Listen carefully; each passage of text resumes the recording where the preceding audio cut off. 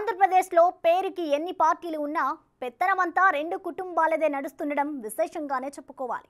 AP politics ఇంతకాలం YCP versus TDP, Janasena అన్నట్లు కనిపించాయి. ఇప్పటికీ ప్రధాన పోటీ ఆ పార్టీల మధ్య కనిపిస్తున్నా కాంగ్రెస్ కూడా రేసులోకి వచ్చి పరిగెత్తే ప్రయత్నం చేస్తోంది.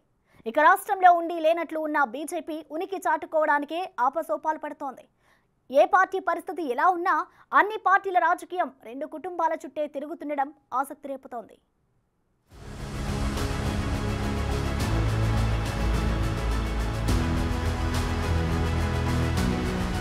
ఆంధ్రప్రదేశ్ ఎలక్షన్స్ దగ్గర పడుతున్న తరుణంలో రాజకీయమంతా రెండు కుటుంబాల కనుసన్నల్లోనే నడుస్తోంది. రానున్న ఎన్నికల్లో ప్రధాన పోటీ వైసీపీ, టీడీపీల మధ్య కనిపిస్తోంది. టీడీపీకి జనసేనతో పొత్తు కుదరడంతో విజయంపై ధీమాగా ఉంది.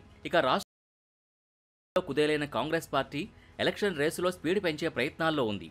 మరోవైపు ఏపీలో ఒంటరిగా పోటీ చేస్తే 1% ఓట్లు కూడా దక్కించుకోలేని బీజేపీ హడావుడి గట్టిగానే కనిపిస్తోంది. ఇప్పుడు ఆ రెండు జాతీయ పార్టీలు, రెండు ప్రాంతీయ పార్టీల పగ్గాలు రెండు కుటుంబాల చేతిలోనే ఉండడం బహుశా ఏపీలో ఎన్నడూ చూడని రాజకీయమే అని చెప్పాలి. తండ్రి వైఎస్ రాజకీయ వారసుడిని తానే అంటూ కాంగ్రెస్ హైకమాండ్ని ధిక్కరించి మరీ సొంత పార్టీతో అధికారంలోకి వచ్చిన వ్యక్తి ఏపీ సీఎం జగన్. 151 అసెంబ్లీ సీట్లతో తిరుగులేని మెజార్టీతో 2019 ఎన్నికల్లో గెలిచి సీఎం అయిపోయారు. ఇప్పుడు వై నాట్ 175 అంటూ మరోసారి ఏపీలో పవర్లోకి రావడానికి సర్వశక్తులు ఒడ్డుతున్నారు.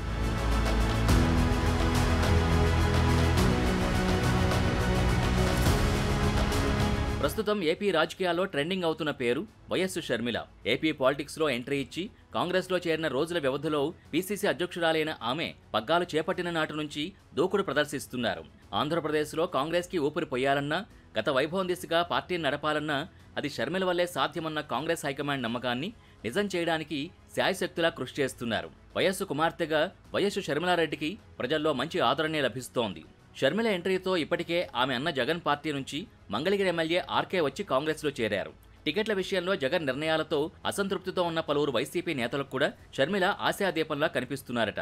ఆ క్రమంలో బలమైన రెడ్డి సామాజిక వర్గానికి చెందిన వైఎస్ అభిమానులు ఇప్పటికే ఆమెతో టచ్లోకి వచ్చారంటున్నారు.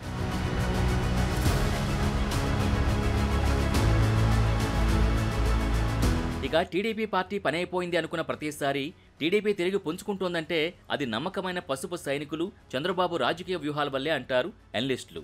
70 ఏళ్ల పైబడ్డ వయస్సులో ఇప్పటికీ ఆయనపైనే తెలుగు తమ్ముళ్లు నమ్మకాలు పెట్టుకున్నారు. స్కిల్ స్కామ్లో రిమాండ్కి వెళ్ళొచ్చిన చంద్రబాబు ప్రజల్లో వచ్చిన సానుభూతిని ఓట్ల రూపంలో మార్చుకునే పనిలో బిజీగా ఉన్నారు. కుమారుడు లోకేష్ ఓ పక్క అండగా ఉంటే జనసేన అధినేత పవన్ కళ్యాణ్ మరోవైపు నమ్మకమైన తోడుగా నిలిచారు. ఏపీలో ఎలాగైనా సొంతంగా బలపడాలన్న బీజేపీ ఆశలు నెరవేరే పరిస్థితి కనిపించదు. ఏరికోరి తెచ్చుకున్న నాయకులు పార్టీ బలోపేతానికి ఏమాత్రం ఉపయోగపడకపోవడంతో పురంధేశ్వరికి పార్టీ పగ్గాలు అప్పగించారు కాషాయ పెద్దలు. దానికి తగ్గట్టుగానే ఆమె రాష్ట్రం మొత్తం తిరుగుతూ బీజేపీని క్షేత్రస్థాయిలో తీసుకెళ్లే ప్రయత్నం చేస్తున్నారు. ఎన్టీఆర్ బిడ్డగా రాజకీయాల్లోకి వచ్చి పెంచుకున్న అనుభవంతో ఆ మాజీ కేంద్ర మంత్రి బీజేపీలో జవసత్వాలు నింపడానికి ప్రయత్నిస్తున్నారు. స్వయానా చంద్రబాబుకు వదినైన పురంధేశ్వరి ఒకవేళ బీజేపీ, టీడీపీ, జనసేనల మధ్య ఎన్నికల పొత్తు కుదిరితే కీలక పాత్ర పోషించనున్నారు. ఏపీలో జనసేన కూడా కీలకంగా ఉన్న ఆల్రెడీ టీడీపీతో పొత్తులోనే ఉంది. మొత్తం మీద మునుపెన్నడూ లేని విధంగా ఏపీలో ఫ్యామిలీ పాలిటిక్స్ అలా నడిచిపోతున్నాయి ఇప్పుడు.